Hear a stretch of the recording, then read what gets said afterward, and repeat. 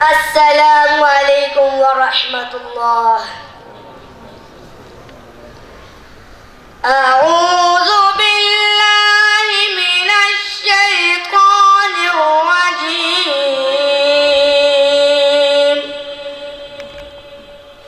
بسم الله الرحمن الرحيم.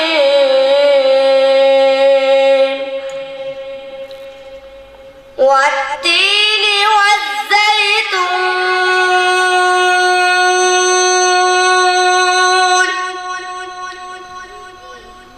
وطور سينين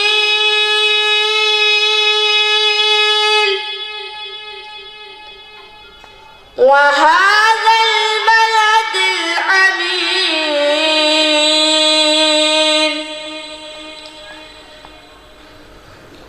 لقد خلقنا الإنسان في أحسن تقويم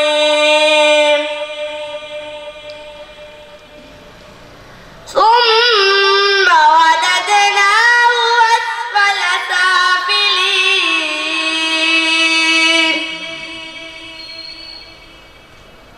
إلا الذين آمنوا وعملوا الصالحات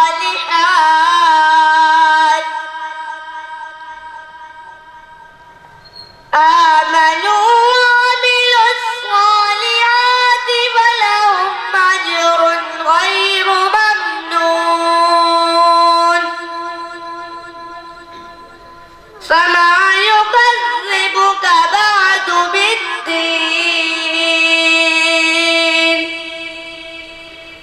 أليس الله بأحكم الحاكمين؟ صدق الله